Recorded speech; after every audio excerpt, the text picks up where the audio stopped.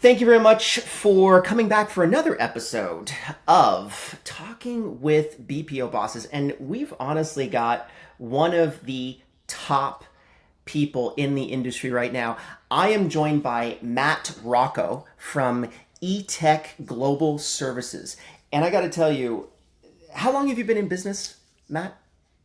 Etech has been in business since we celebrated our 20-year anniversary this year, so June of 2003.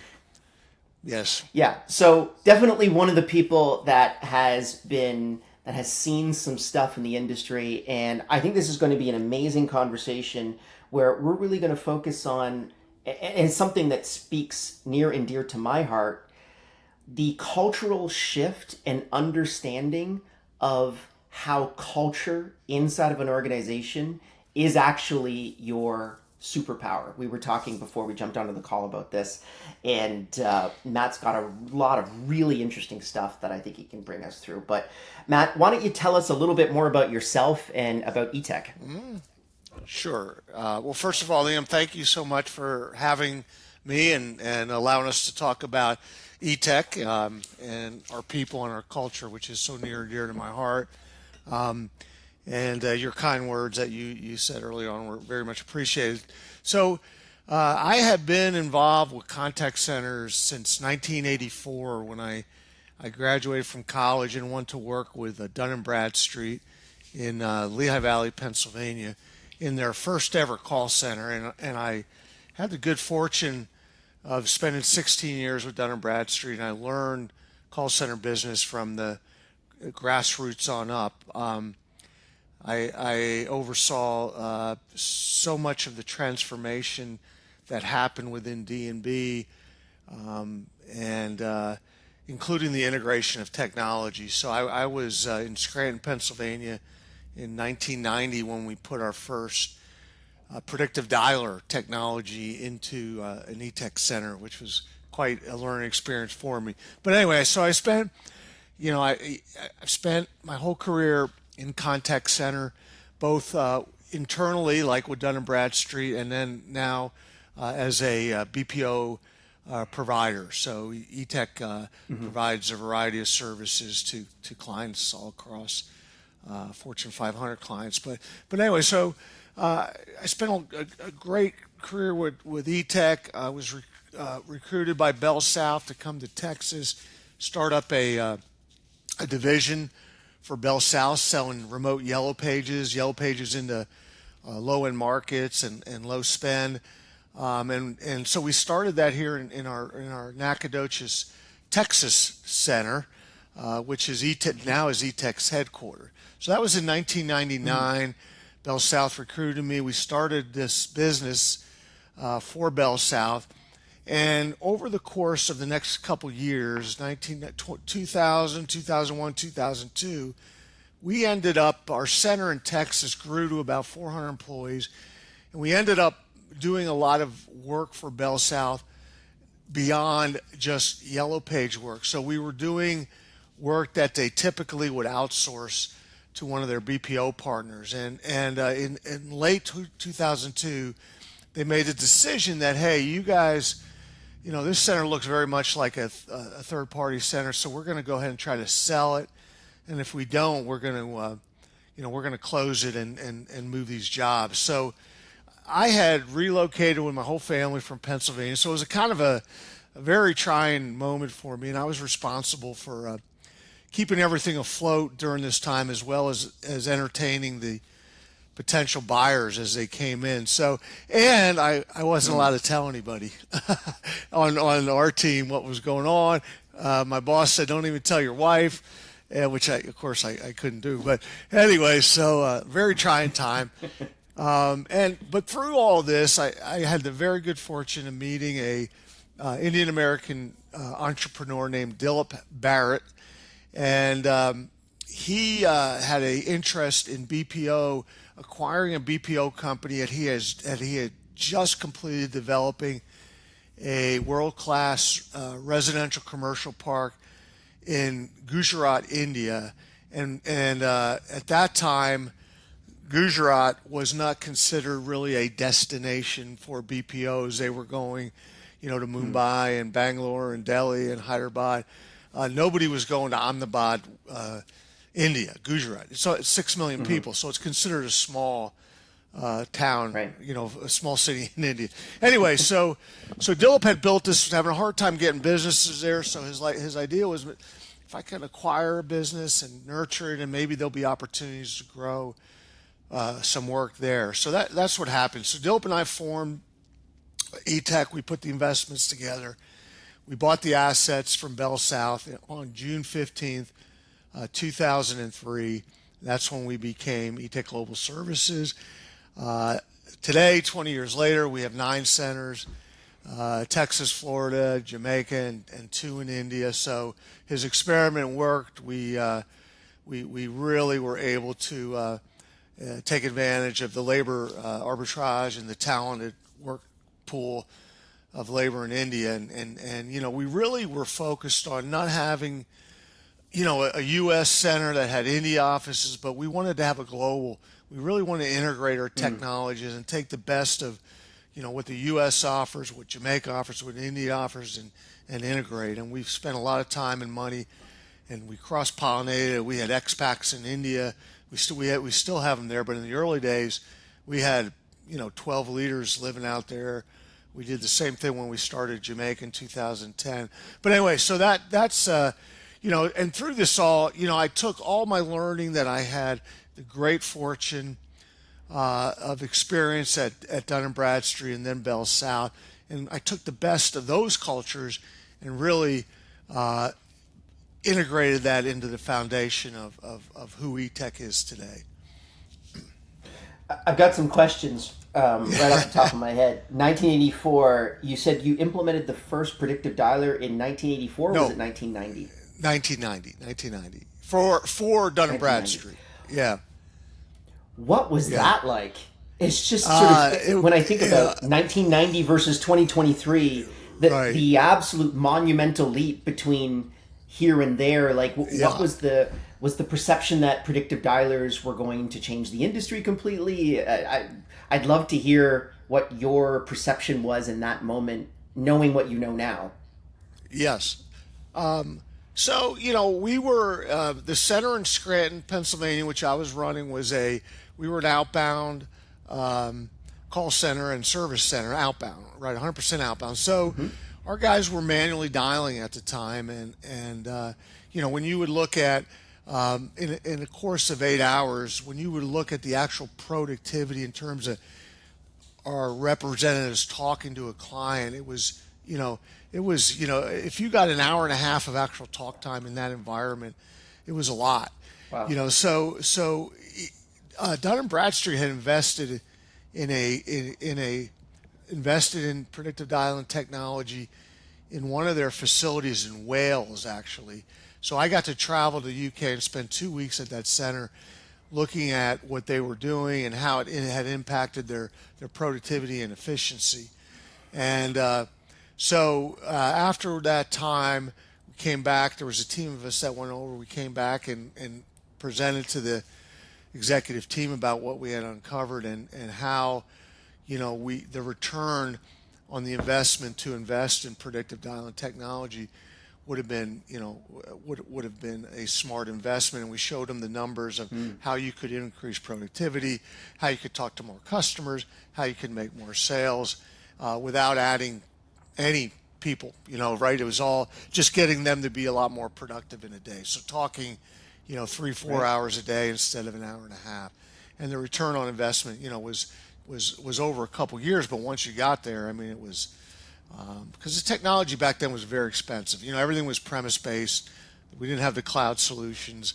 And you needed big servers, you need big switches, and it was a massive investment D&B made. But so that was then, and it was, the technology wasn't. It was far from perfect. A lot of heartburn, a lot of learning curves to go through. But eventually we got there, and it was we D&B put in several more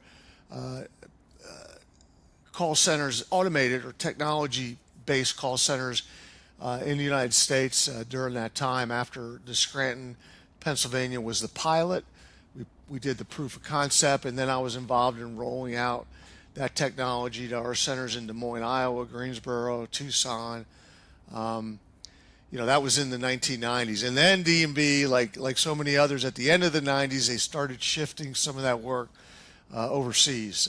They started moving a lot to their centers, the D&B centers in India, so that's the. I hope I answered your question, Liam. Yeah, no, you did absolutely. I think it's and you were already ahead of the curve where you were already making those investments in India way before the majority of the market started to move Absolutely. over to those Absolutely. particular locations. Yeah. How was, I mean, just kind of thinking about that as a bet, I would say hindsight being 2020, obviously that was the right decision to make.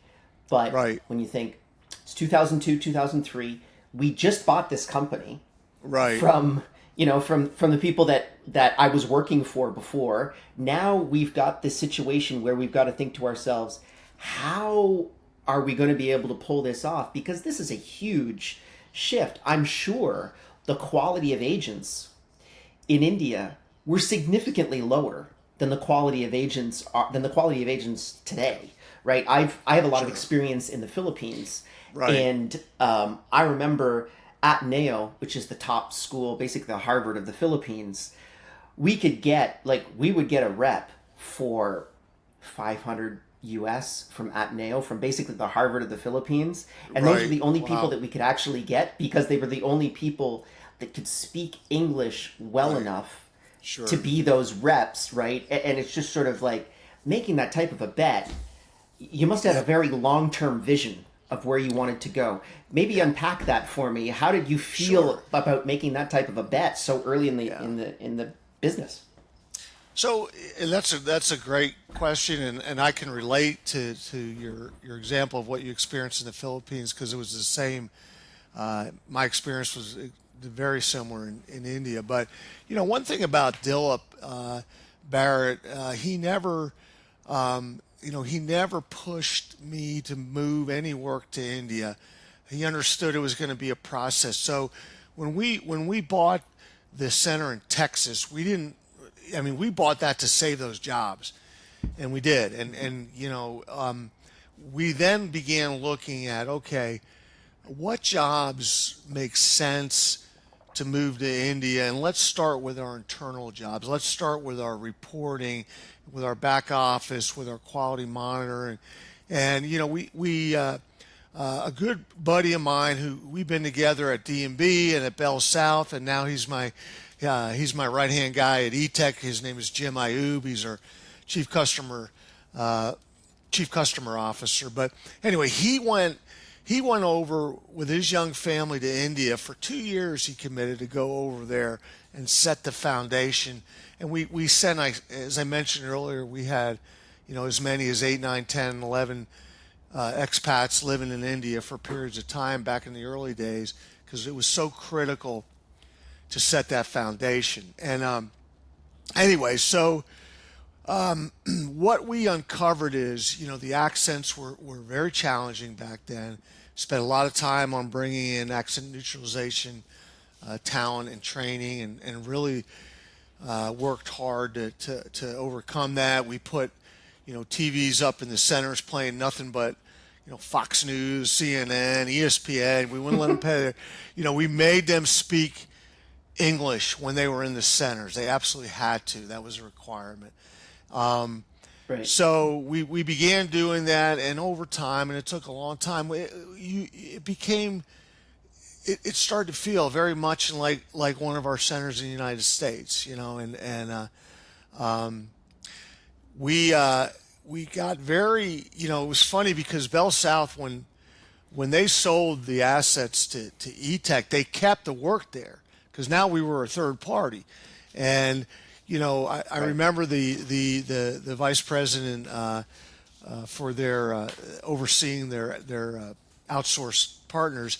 He was like, we'll never put voice work in India, never. And this was like in 2003, never. And he said it just it's just too difficult and blah blah blah. And so, but he said, I appreciate what you're doing with the back office stuff because you can do it better, faster, cheaper. So what would happen is in the United States, we would be done calling, at night, which is the daytime in India, and all of our calls are recorded. So the India quality team would come in the morning, and they would listen to calls and grade them and package that all up in usable data. So the next morning when the U.S. managers came in, that data was already there. They had all these scores that India had listened to on their team members and gave them feedback and the recordings and said, go here, here, here, here, and boom. And that worked very well. And we were able to listen to a lot more calls and have a lot more usable data than we were able to do by having those same resources in the United States, because you were paying, 10% of the salary to a very talented quality assurance analyst in India versus someone doing the same job in the United States. And so that was it. We invested, and we really felt, I wasn't sure. I was never sure about doing voice in India because, I've experienced it as a consumer getting on the phone. This is, again, we're going back 20 years and the difficulty in not only the accent, but the whole cultural. And, in the United States, we tend to talk in slang quite a bit, and you're on the phone Sure. with someone that comes up in is trained in the Queen's language, as they say, right? And, Right. They're not used to the slangs and the metaphors, whatever. So, but anyway, 2003, by 2005, I really felt we were ready, and actually Bell South gave us our first opportunity to handle some voice work for them in India in 2005, and we started with a small pilot of 25 agents, and by the end of the year, we had over 500 voice agents Wow. working for Bell South out of India. Yeah, so it was remarkable, and that was a sign of the times and what was going on. And also during that time, if you remember, chat started to come in to the picture. So more and more companies like Bell South were trying to push their customers to chat, at least for service. So you'd be on their website, you'd have Sure. questions. Instead of picking up the phone, you could engage in a real-time chat. And we found out Right. that worked very, very well in India because they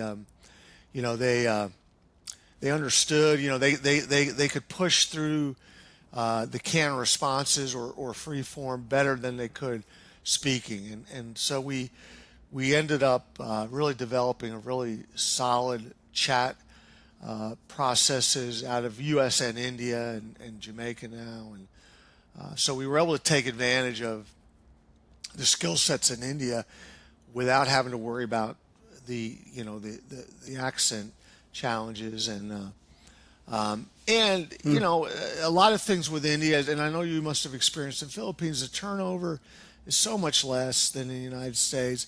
Obviously, the labor arbitrage, why that gap has been closing in the last 20 years, there's still definitely labor arbitrage and advantages to having your labor nearshore, offshore versus U.S. But turnover, I mean, it's just you can't compare a turnover attrition in U.S. versus India.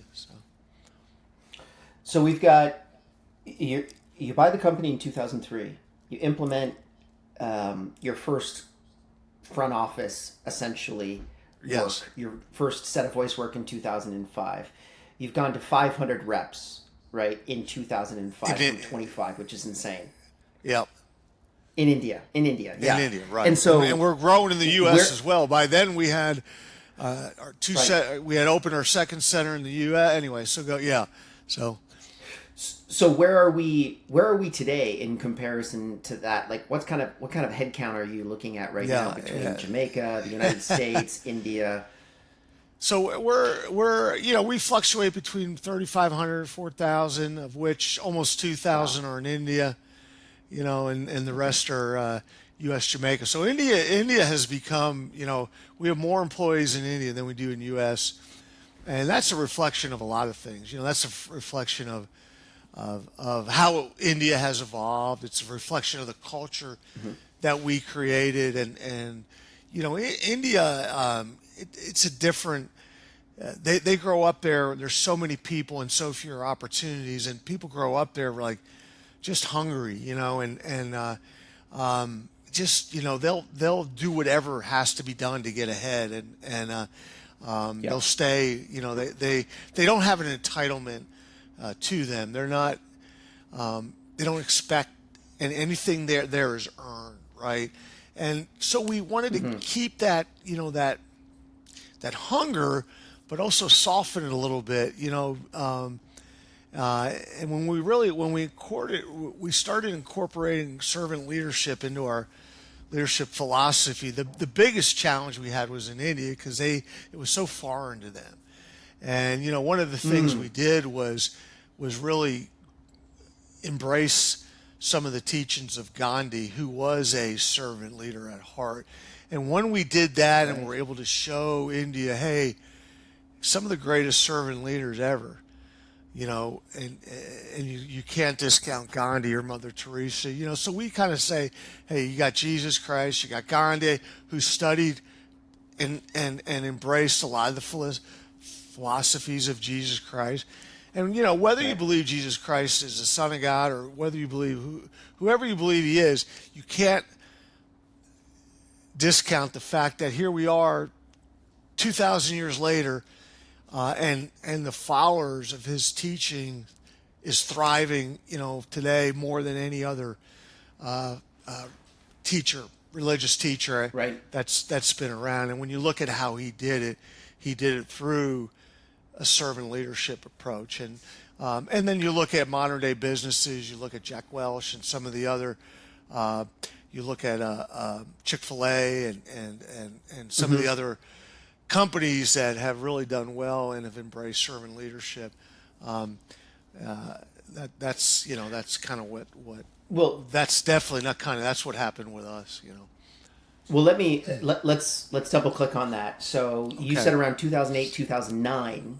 Yes. You've got, and I'm just trying to build up the timeline here. 2003, we've got Etech. Then we're moving into 2005.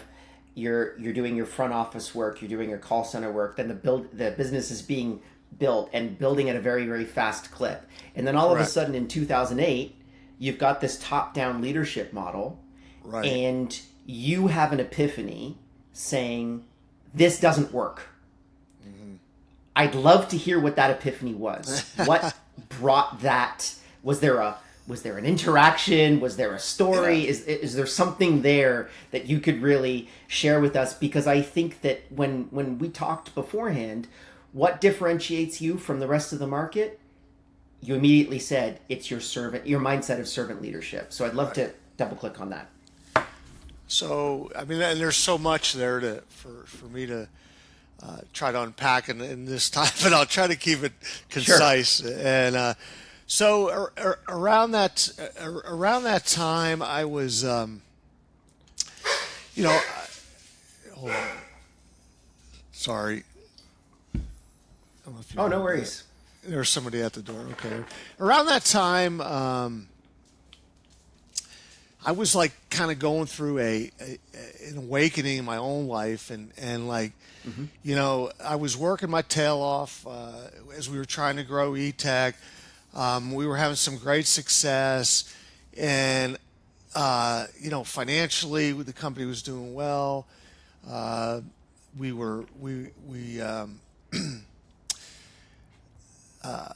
Personally, I was doing. My wife and I had everything was great. Our kids were doing great, and yet I kept saying, "Man, there was something missing." And I'm like, "Okay, what is life about? We work hard, we make a lot of money, we give it to our kids, and we pay our taxes, and then you die. Is that it? I mean, is it all about how much wealth and how much we can acquire? All to leave it."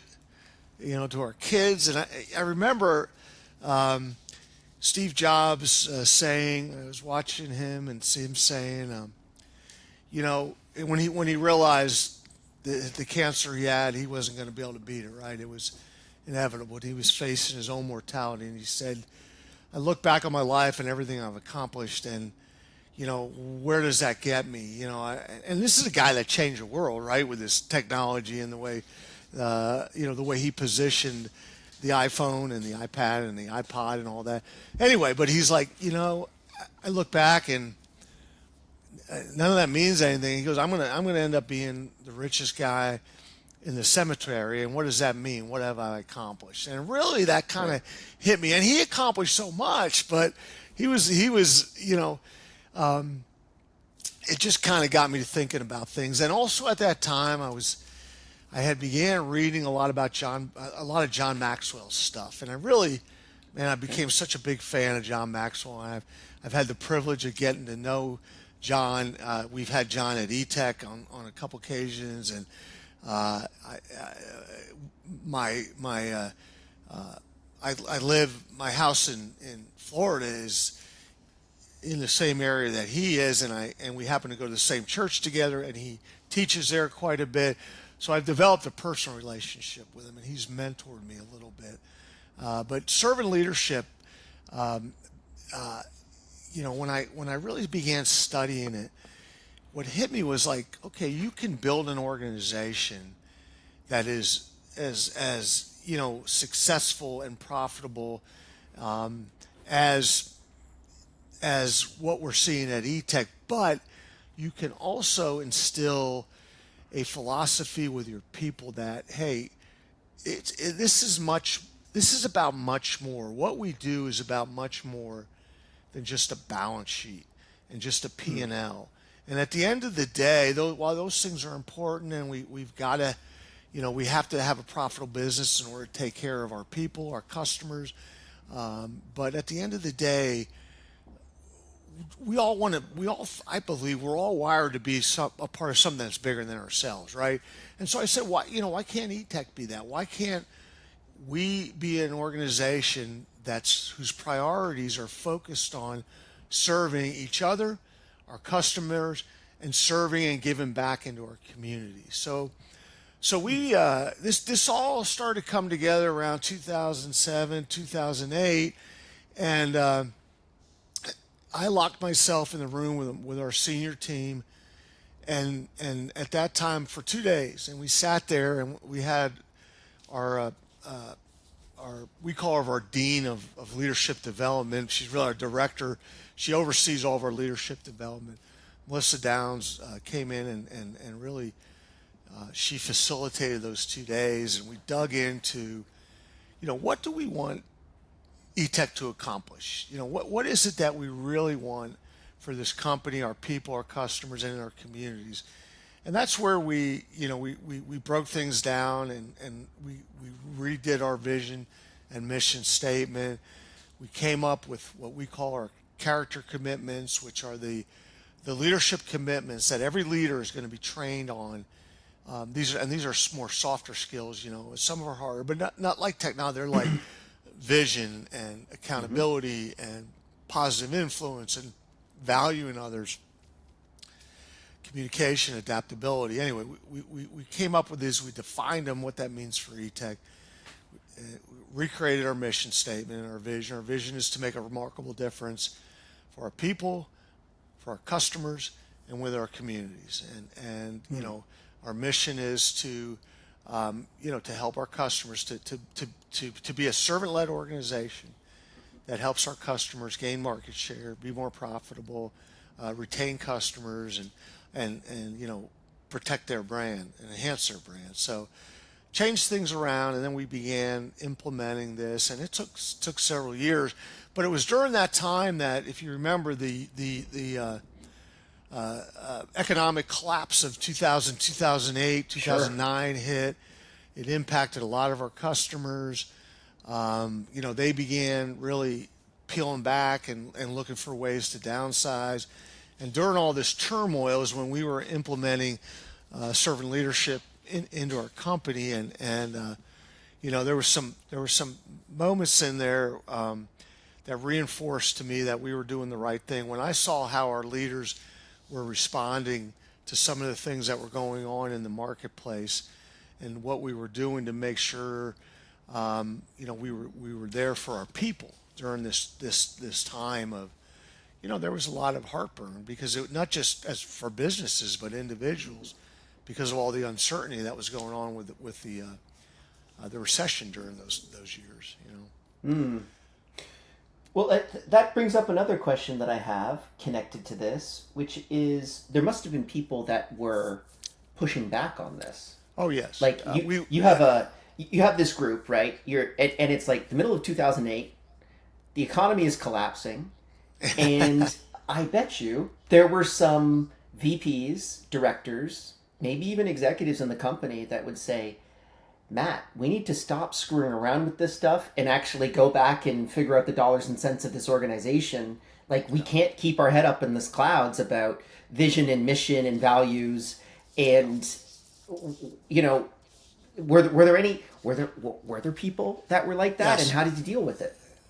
There were several, including executives that ended up leaving the company. And one of the things that we committed to is look at during this recession, we're not going to lay people off. And I went to my senior people and I said, I want us all to consider taking a small pay cut, the leaders of the company, management on up, take a small pay cut. So and temporary, and if we all gave a little bit, instead of a few people giving everything, if we all took voluntarily gave back, and if we did that, and we felt a little bit of pain, no one has to feel all the pain. And Right. we sat around and we are my senior most execs, and we discussed it and we voted on it and we did it. And there was one gentleman who didn't want to do it, and he ended up leaving. He ended up leaving the company, and which was okay, not right away, but but anyway, that was just one example, and that was one of those moments where I said, man, these folks, they get it. My team, they're getting it. They were already buying into servant leadership at that time, and there was a great example of, okay, if we want to walk the talk with what we've been communicating to our team members as we try to transition to this servant-led organization. Here, what a great opportunity for us to show them, and by example, by actions, not by words, Right. what that means. And we said, look, we're gonna protect your livelihood. That's one of the things we're going to commit to, and this is how we're going to do that. And for the agents, we didn't touch their salaries, but we scaled back a little bit on their bonuses and commissions, and they understood. Because they saw the sacrifices that we were making. And I told the managers, look while you're taking this, and it was a 10%, we all took 10%, while you're doing this, take one day a pay period, 10 days or 2 weeks, take one day and just don't come into work. I mean, it's a free day for you, and and that compensates your 10%. Mm-hmm. Well, everyone appreciated that, but no one did it because they're like, I can't take a day. I'm going to put forth the same effort as I always have, which was really, man, when I saw, and that wasn't just the senior people, that was everybody, that was the leaders. So the 10% cut went from a certain management position on up. In order to get the savings we needed, we had to go down, to a certain level in the organization, starting with me, and then we went down till we got there. Anyway, so that was one of those moments where I began really believing that where we were heading was right. And servant leadership does not take away from the disciplines of planning and accountability and budgeting and forecasting. It doesn't take away. So I've heard over the years, all the myths. Servant leaders are soft. Servant leaders don't drive results. And, I'm like, it's far from it, because what we've learned and what we've evolved to is, our leaders are as they hold people as accountable as possibly you can hold anyone accountable. And they do it because they develop relationships with their people, where their people know that they care about them, not just as a producer, but as an individual. And expectations are set up front. And you have these conversations, as a leader, as a servant leader, when you have a relationship with someone and they know you really care about them, there are no tough conversations. They're just real conversations, man. We're talking about life here. We're talking about why are you coming in late on a regular basis? How can I help you? Why aren't you performing at the level? Why is your, tell me why your attitude seems to be off. And when I have a conversation with someone and they know that I don't have a hidden agenda here, number one, they know I care about them as a person and I only want the best for them, those conversations, we have found that your team members are much more likely to open up. They're much more likely to stick around. They're much more likely to keep coming back instead of just disappearing. And the impacts that we have seen to turnover and attrition and retention and the utilization, the numbers speak for themselves. And I have a chart that shows when we Go ahead. I'm sorry.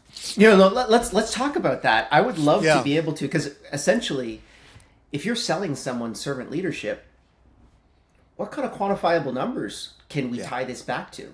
Yeah. So, and we've done that, and I've had to do that because it was an investment to incorporate servant leadership into our company. And Etech has there's a board. I'm president and CEO, but I report financially to a board, and I had to justify the amount of money that we were paying to develop this culture. And we have curriculum. We've expanded our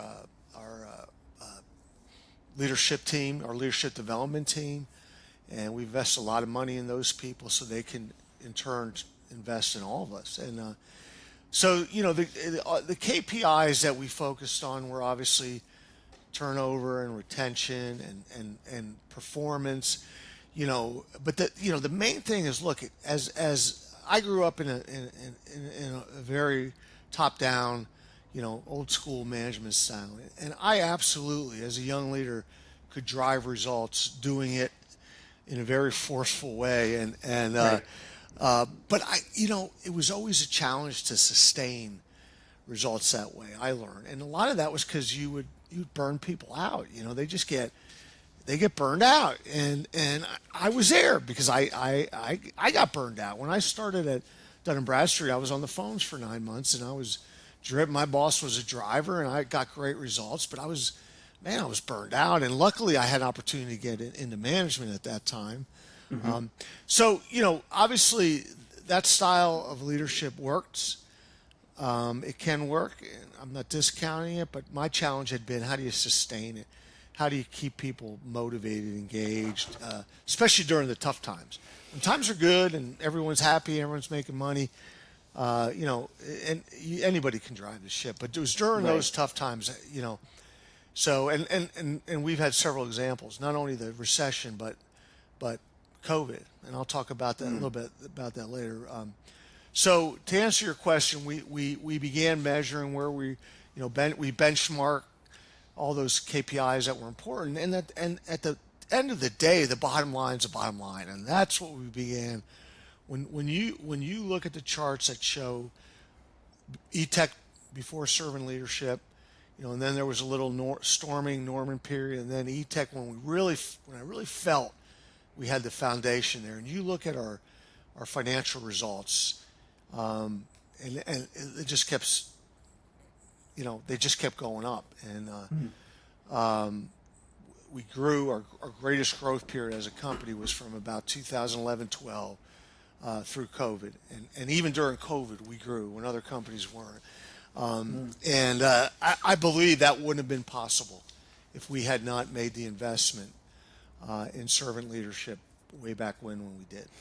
Well, let's talk about the ultimate test for servant leadership, COVID, right? Yes. It's just sort of, there were so many BPOs that I spoke to that I remember one very specifically, they were they jumped on a Zoom call with me, and they said, and this they had one office in the Philippines, and Duterte, the then president of the Philippines at that point, was shutting down the country within 24 hours. So there was a lockdown, military control of the streets, and they said, well, we have 2,000 reps in this office, and we have no idea how we're going to keep the lights on tomorrow. And I remember they ended up using a version of Uber, Grab, which I think is also in India as well.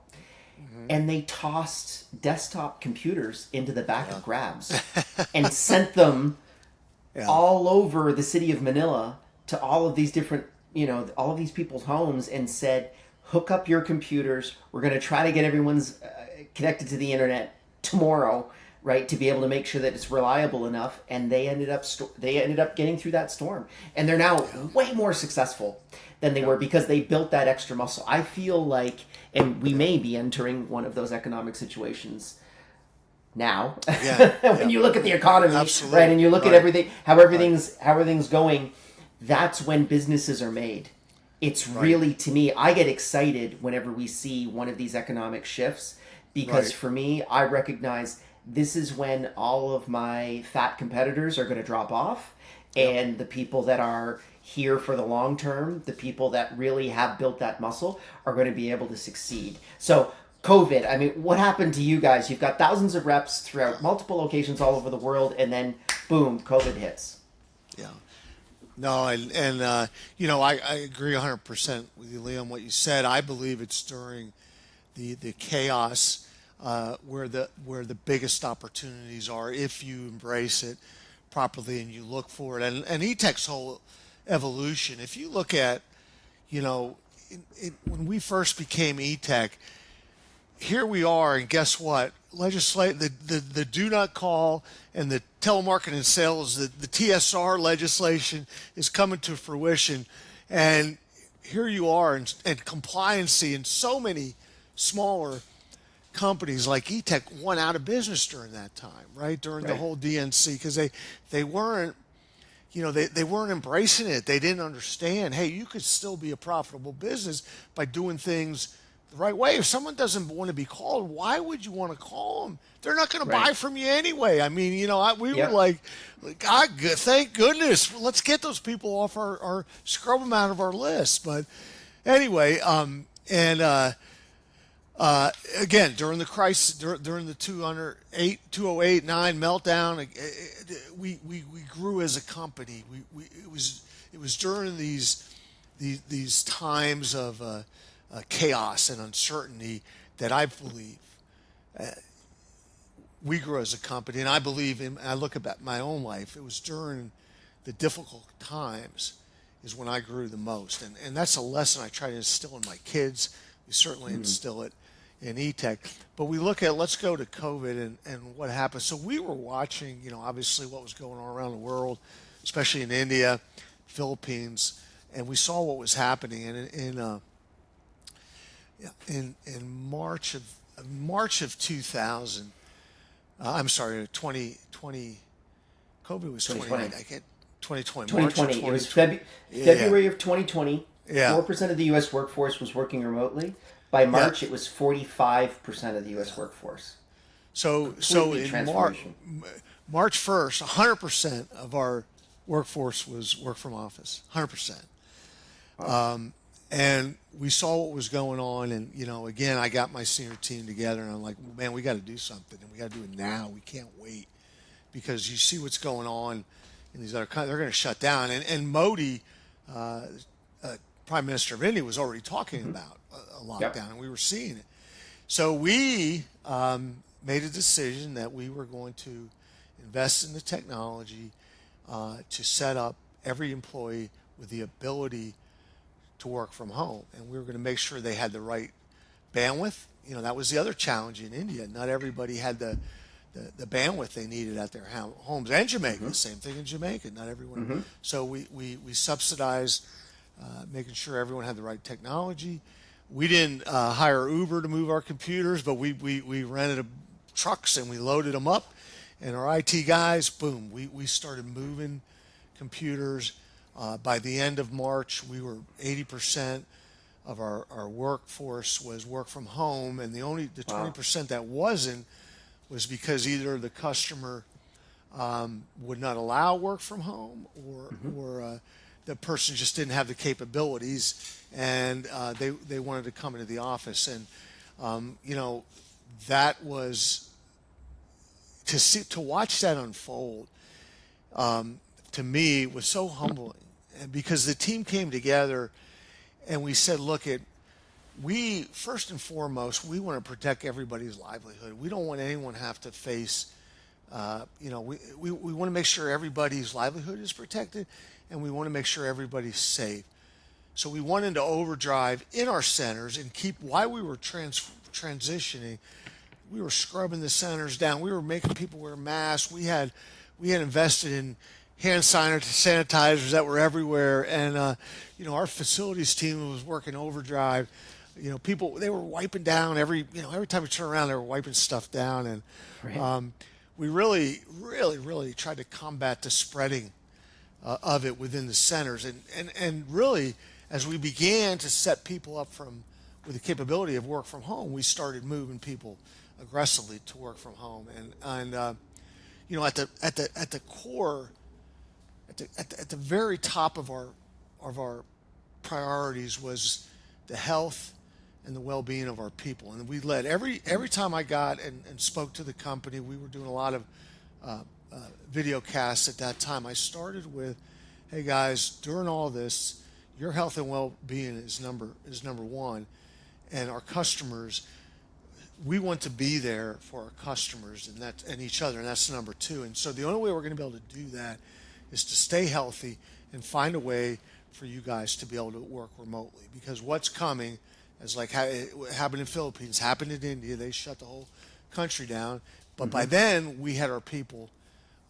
in India 100% working from You home. were already weeks ahead We in were weeks comparison to ahead. every. We were Yeah, weeks that's ahead, great. and I saw other companies. I saw my peers, and not the big boys, but companies Etech size in the industry were struggling and falling by the wayside. And so we had our best top line year in 2019, and Wow. in record setting year. 2020 we did almost as well, but we really spiked during COVID because of what our customers were seeing from us, that we were going to be there for them no matter what, it took and what investment it took. And so and I look again, I don't know if our people would have been as, if we had invested in developing that mindset of servant leadership, because now it's not even it's who we are. I don't even drive it. It's driven bottom Yeah. up, and we have, when you look at our community hours that our people volunteer, and when you look at when you look at the amount of money we spend in training and invest in developing people, not just to be a good agent, or not just to have the right technical skills, but how they are as a person and as a leader, because we believe everyone in the company is a leader. It doesn't matter what your title is. Leadership is, John Maxwell says, leadership is about influence. Nothing more, nothing less. And every day you're going to influence somebody. You're going to influence your family. If you got kids, you're going to influence your kids. You're going to influence your community. You're going to influence if you're on the phone, you're going to influence that customer you're talking to, right? You're there, and you're going to influence them in one way or another. And your ability to influence is how you lead. And we believe that, and we've seen that when you have, when you're solid, when you're able to communicate, and you exemplify integrity, and people can trust you, you're going to be able to influence them. You're going to be able to have people following you because of your commitment to doing what's right, to doing it in a way that has integrity, and compassion and passion, and all the things we try to build into our people, to make them better people, better leaders.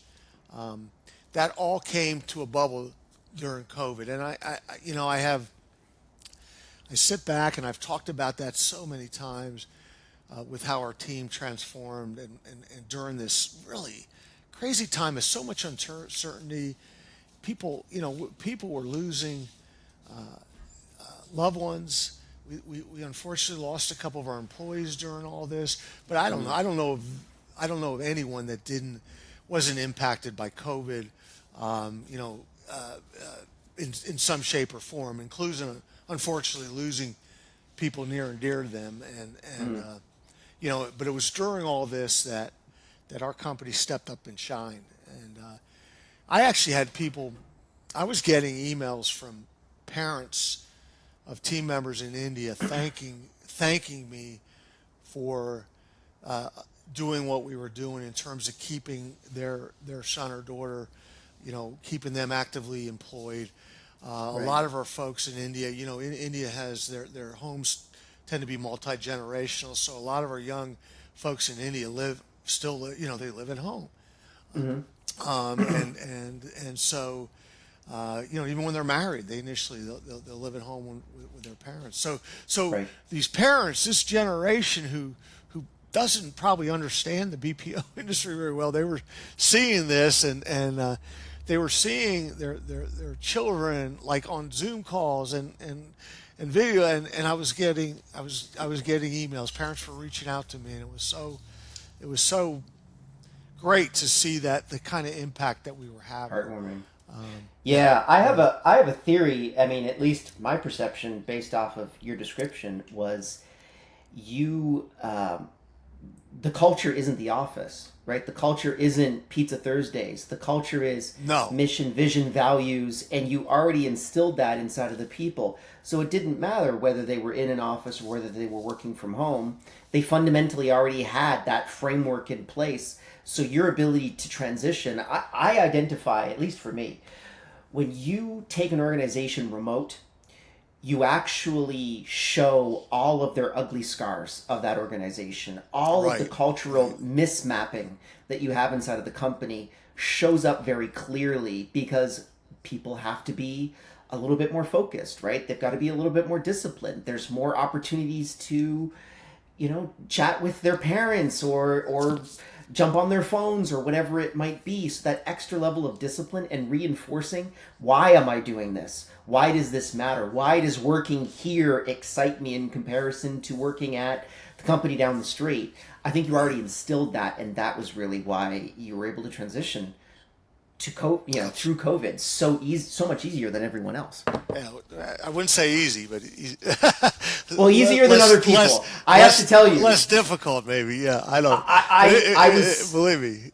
I was seeing companies. I mean, just to kind of give you context for COVID, a large client of ours would be maybe like 1,000 seats for Time Doctor, which is our time tracking tool for for mostly Yeah, people in the BPO you kind industry. of you kind of froze there for a minute. I don't know if it was me or Oh, you, but just for a second. yeah. But okay. All right. Let me You read. said Let you were me seeing companies. I was seeing companies that, and then you all right. froze. Let me go right back to it.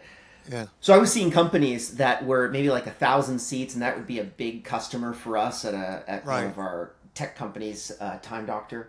And about 2 or 3 weeks into COVID, I remember G20 countries calling us saying, "We've taken 580,000 team members remote this week. What do Right. we do next?" Right? And it Yeah. was, and I really reinforced it was all about mission, vision, values. Mission, vision, Right. values. For us, we use EOS, Entrepreneur Operating System, which has a lot of connection to servant leadership as well. And it Hmm. just reinforces what is the mission of the organization? What is the vision that you want to create inside of that company? And then what values do we connect to be able to make sure that we will be owning up to the mission and the vision and Right. using them as guideposts for everybody. So that's I mean, Absolutely. it's incredibly inspiring that you guys are that you guys are going that direction. And we'll put something in the show notes if afterwards maybe you can give me a couple links on servant leadership if people really want to kind of get started. Is there any Yeah. big critical book that just jumps to the top of your head that yeah you should read this if you want to get into servant leadership? The Robert Greenleaf, his book that he wrote, you know, 1980, 1990. He was ahead of his time. So Okay. he wrote he wrote Robert Greenleaf wrote the book on the first book on servant leadership, and Okay. but there's so many books out there. It's funny that you asked that question because I was relaying to my team not too long ago. I said, when I began really digging into servant leadership, I remember, and this was maybe 2004 or five. I remember going on Amazon and looking, searching servant leadership in books, right? And there might have been a page that came up. There might have been 8, 9 books, right? Right. If you go today on Amazon and put in servant leadership, man, there'll be freaking there's hundreds and hundreds and hundreds of selections that come up, and but John Gordon has done some great things as well. Okay. The One Truth is one of his newest book One that Truth, I've okay. read. It says elevate your mind, unlock your power, heal your soul, and it's the One Truth. And there's a lot of overlap with his philosophies and servant leadership in there. And we like I said, we've taken a lot of stuff from John Maxwell Right. and incorporated, and so any of his books, especially his later ones, are really good. But we've developed our own servant leadership curriculum, and I'm so blessed to have Melissa Woods and I've been together for almost 20 years now. We call her our Dean of Leadership Development. But she's that's like a C level. She's overall leadership development across the globe, and she has developed a heck of a curriculum that we've, that. And again, none of it. We didn't invent any of this stuff. We took the best of what we could find and what we have experienced, and we've developed this. But the one thing is we really focus on, and it goes back to our mission, is making a difference every day in the lives of the people that you touch. So if you're on the phone talking to a customer, you may be helping them. You don't know what that person's experiencing, and the more the more authentic you are, and the more compassionate you are to that person. You don't know. I say to people all the time, look to the world. We're all one person, but to one person that at that time we may just be the world to them. We don't know what they're dealing with, and we may help them through a crisis. Some of our customers are like insurance companies. We deal with a company that provides a good chunk of the market of flood insurance, disaster insurance in Florida. So over the years, we have had opportunities where when there's a hurricane, we set up our disaster line, and the calls just scale, and we've got to Right. we've got to pivot. But anyway, the calls that I've heard, that I've listened to, that our people have handled, and the way in which they handle them, people are coming through a hurricane and they have got nothing, right? Everything's been wiped out, and now they're on the phone trying to figure out what to do and how to. And our people, just the way they handle, you could tell they really believe this isn't just a job. This is not a job. I'm helping this person at a time in their life when they need help, when they need a calming voice, an assuring voice to tell them what to do. And that's just one example. So every day you're going to interact with people, and every day you have the ability to influence them. And how do you want to be remembered? How do you want to be remembered as someone that was a downer, and every time people see you, they run the other way? Or you want to be legacy to be someone that made a difference, and you made a difference by how you treated others. Right. And when you look at, it's incredible when you look at our senior folks, the top 100 people in this company, I would say our our retention is 99%. We rarely lose someone after they get to a certain level in the company. And what's cool about that, we've all now been together a good bit of years, and so we can go back and we can talk about the old days. and then what, how things are now, and we can laugh about some of the things we used to do and don't do anymore, and um, it, uh, it really is it just reinforces, the data Mm. is the data, that certainly reinforces, but when you look at everything else, and you look at how people feel about having spent time at Etech. I ran into someone the other day I hadn't seen in 15 years, and he's an attorney now. That when he was in school, he was working for us. We were helping pay tuition. We were giving him tuition. He was working for us and going to school. And then he went on to his law degree. And he said, his name is Adam Graves. He said, Matt, I look back at the training that I received at Etech, specifically on how to treat people, how to communicate, how to be accountable. And he said, I use it every single day in my career as an attorney. I use it and then running my firm. And he said, I can't tell you how much the impact that you made, that Etech made on me when I was a young college kid, and how I use it all the time. So anyway, that kind of goes back to servant leadership and why, and the impact that it has. And, you know, um, it's just something that we've embraced and believe in. And I believe it's a differentiator for us. As we were talking about earlier, you got to have technology. You got to have smart people that are business people that can develop processes. And you got to be an innovator. You got to be able to pivot and adapt and all those things. But all that, when you have great people, all that becomes that much better. All of Right. it. And that's what we see. No, that's amazing. I know that we're getting up to the end of our hour, and I've got a couple quick fire questions for you. Now, these are questions that I usually ask, where I would love your real response, not the one that when I ask the question, you'll have that idea pop into your head, and you'll say, "Oh, I can't tell Liam that one." That's the one that I want to know, if you will.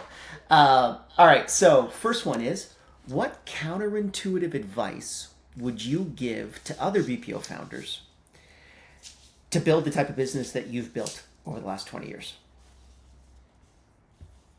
I would, I would go back to everything we were talking about. Don't underestimate the power of your people. Uh, you don't have to be the smartest person in the room. You don't have to come up with all the creative ideas. When you invest in your people and you empower them and you encourage them to take ownership, great things can happen. I've been involved with companies where over the years where you didn't get a say. You were told what to do. You were told how to do it, and you were told not to ask questions. And again, well, that's great, and and it can get you results when you open things up and you truly engage and empower your people. Um, that, as I said earlier, can make everything that much better. What's the biggest mistake you made in your business? Well, I made a lot of them. Gosh, I look at gosh, I don't know. I look at Etech, and we have we've been a company that has grown inorganically. We have not. Organically, we have not gone out and acquired any companies. And we did one time acquired a company out of West Virginia. I won't name the name. It was a smaller BPO company, and we acquired it. And I thought we could go in there and transform them and instill our leadership philosophy. All the things that they were struggling with, I thought we could fix. And I underestimated it, and so we acquired that company, and it never took ground, and it's one of the biggest regrets that I have professionally. Personally, I wish, my biggest regret is I was a college athlete. I went to school on a basketball scholarship, and my college coach was tough, and I didn't realize it till years later how much he cared about me as a person. My whole life, my self-worth had been based on who I was as a basketball player. I didn't know any better. My whole life was, that Matt Rocco, the basketball player. star of my high school team, 1,000 points, all city, all country, whatever county. Went to college on a scholarship, and I got there, and I thought I was, all of a sudden I'm surrounded by 10 other guys that were all everything as well. So now you got a bunch of all everything guys coming in Right. here and having to figure out what our role. The first time I ever had to realize I'm not going to be the best guy on the court on my team. I may be the fourth or fifth best guy, so what role do I have to play, and how do I contribute? And I really struggled with that. And my coach, he was tough, man, and he held me accountable, and I didn't like it, and I didn't listen to him, and I made a lot of I have regrets. I had a good college career, but I could have got so much more out of it if I had just listened. And I told him that years later when I went back, because he and I didn't talk after I graduated. We didn't talk for years, and then one time I went back and we sat down, and we had a great talk. I wish I had done that sooner, or I wish I hadn't acted that way when I wish I was mature enough when I was an 18, 19-year-old kid to realize what he was doing and why he was doing it.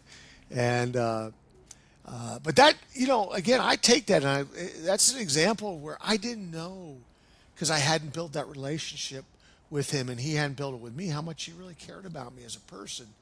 Right. And because I never experienced anything like that. And so I bucked them, and that's what I use that example with our leaders all the time. If I had known how much my coach cared about me, I might have taken his feedback a little bit differently, But No, that's a I'm really sorry, good I piece of know I'm supposed to be advice. flashing things off the top of my head, but there you go. That's No, that was good. is that To right? me, it's so important to be mindful. So you're actually bringing something up for me, which was I didn't do basketball, but I was a pair skater. In Canada, you do two things: you play hockey or you Right. figure skate. Yeah, At 13 years old, I really liked dancing with these girls in short skirts. So Oh I did yeah, that, why not? and Yeah. I ended up becoming 20th in the world at one point. Wow, And shut up. I had a coach. You're the man. Yeah, I had this coach, and her name is Marina Zuevo. And if you Google her, she is probably the best coach in the history of the sport. At one year in the Wow. Olympics, she had first, third, fourth, and sixth place at the Olympics. Wow. Like she almost cleared the entire, and they were all her students. And I remember a very good piece of advice that she would give me. She would piss me off almost every week, which was, and she would not call me Liam because she was Russian. She would call me Yeah, I was Liam. saying she had to be Russian. She'd Yeah, say, yeah. yeah, so she would come up and she'd say, Liam, you're so bad at skating. Listen, I have hockey stick here. You go do hockey. Okay, you don't need to do this anymore. And I didn't know until many years later, until I met her many years later, at what she was trying to do, which was she said, when someone trains with me, I expect them to be world champions. And if they're not, I don't work with them. And I worked with you for 5 years. So that should go and show you what I believed in you, the belief that I had in you. And it was just so important to be able to get that back from her many years later, because Yep. it was such a transformative moment for me to realize that the only reason why I was still there and working with her is because she believed that I was the best in the world. And I also try to instill that in all of the people that I work with, which is everyone that I work with is going to be world class. I'm going to train them up to become world class. And we need to be able to all work in that direction, because we're not interested in being, second or third place. We're interested in working ourselves, getting ourselves better, getting ourselves 1% better every day. It's just that compounding is absolutely amazing. I got the next question for you here. I want to get through them quick. What's the biggest thing stopping you from getting to the next level in Etech? Wow. What's stopping you from getting to 20,000 reps? Yeah. Well, that's a great question, and maybe some of it's me. I don't know. Maybe we're,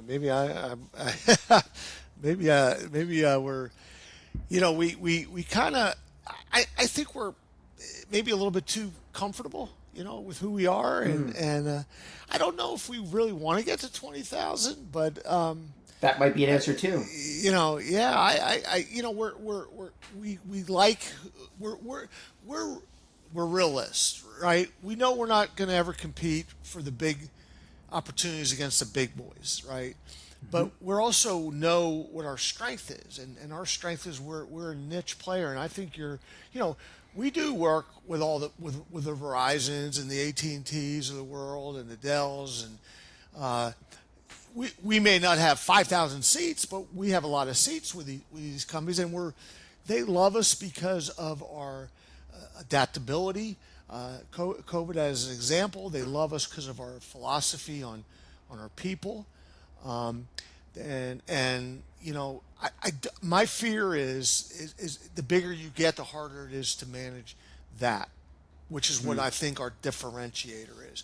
When you get so big, you know, the larger you get, the more the upper man, the more influence you lose, and now you're relying on your frontline leaders, and that's okay if you have the time to invest in them and ensure that your frontline leaders embrace the same philosophies that your executive team does. And sometimes when you grow so quickly or when you acquire other companies, that can get lost, and we've seen that. So I think that would be my biggest, you know, my biggest fear of getting that big would be losing control of who we Mm. are as a company and what our customers think of us. One of the other things we embraced years ago was a good friend of mine who was my mentor.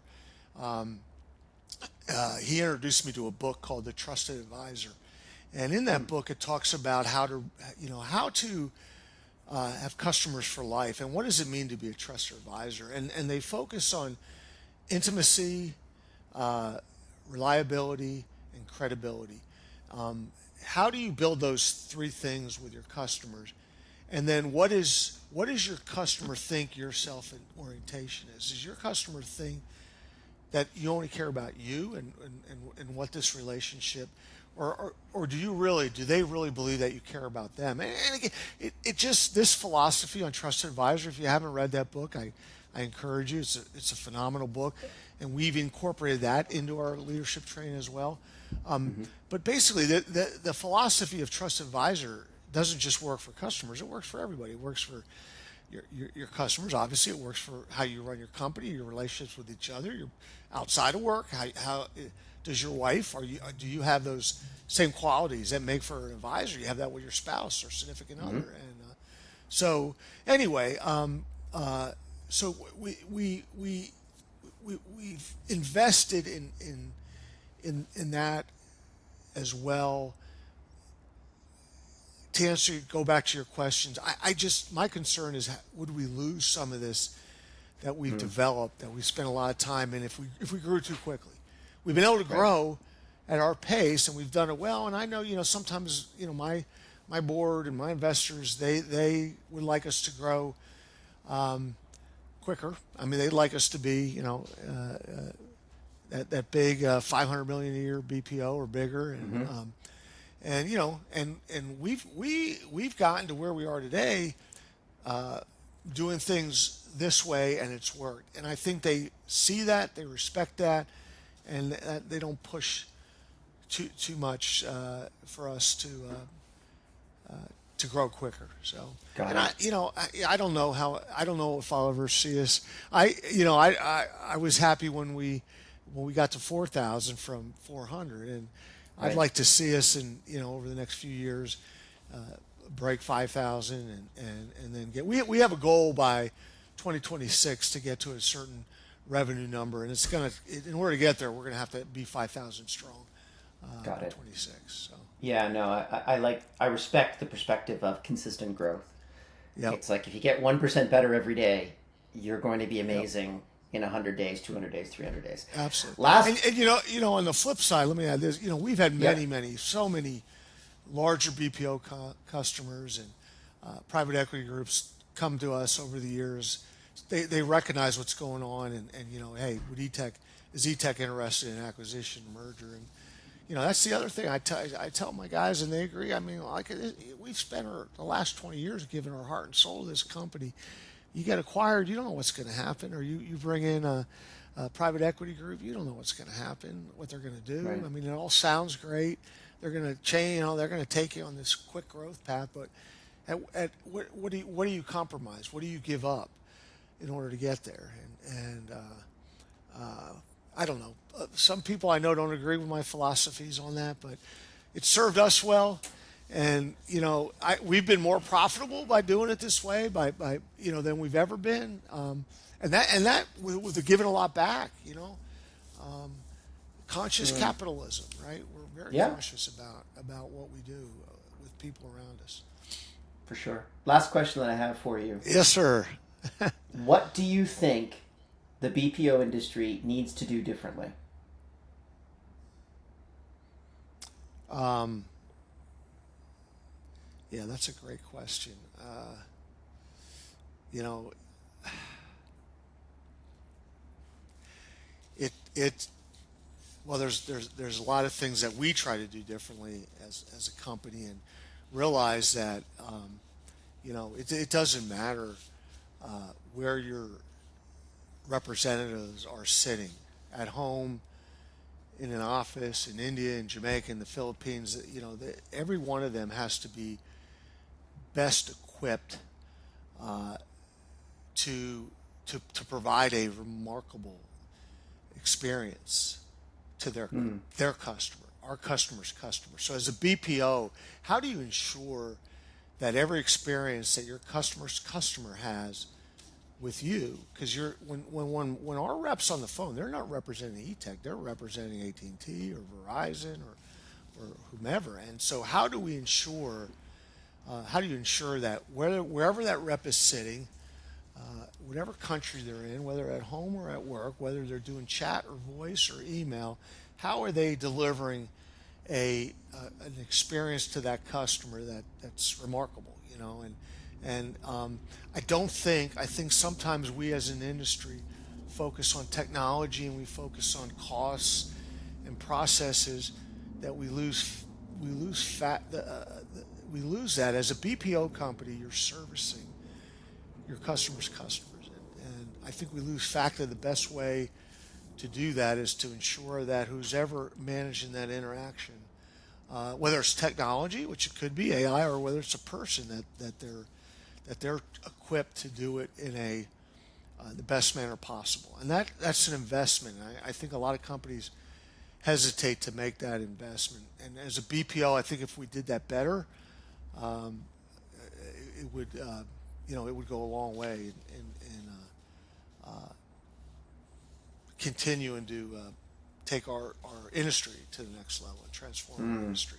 The technology is going to happen. It's happening whether we want it to or not. Are we going to leave people behind? And a lot of companies Right. are doing that. There's a lot of companies that are going everything to artificial intelligence. They don't even have reps on the phone anymore. And we often joke. We say, "Man, this would be a great business without the people."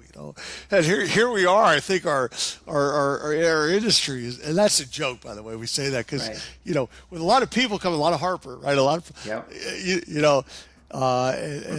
Anyway, so that's what I would say. And I completely agree with you. I don't think that AI will replace you. I think someone using AI will replace you. Right. And you need to be able to Absolutely. recognize And we're seeing how that you're already. integrating Yeah. with this technology, as Absolutely. opposed to just recognizing, hey, we're going to have a call center that's completely AI driven, and we're not going to have any human reps.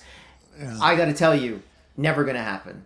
You're Right. going to need to create a connection with people. You're always right. And right now, there's no large language model. There's no AI that I see that can truly create connection with a customer like a human being. So with that said, I really want to thank you for being on here. We actually went way over, which was totally fine with me. Sorry, This man. was fantastic. No, this was Yeah. great. I know that it's Etech Global Services, etechgs.com is the URL. Is there any other places that we should send people in the show notes? Sure. There's we have our Instagram, our Twitter account, our LinkedIn account. We've got 30,000 followers on LinkedIn. We're always posting content We use LinkedIn to educate. You know, Right. not just about jobs, but about what's going on in the industry. That's the other thing, man. We spend a lot. We go to all the shows, and we don't just go. We go to give. Jim Ayub speaks everywhere. Jim and I have written 3 books on the industry that together that we have out there. That's just how to become a better BPO company. And so we're always giving back. But LinkedIn, our LinkedIn, Etech GS in LinkedIn, Instagram, Twitter, Facebook we use more for team member stuff. But if you want to get a good laugh, you go to our Facebook account. We always have kind of funny stuff on there. But those are the main things. And we also have a podcast channel. We do our internal podcasts. You can get to there off the website.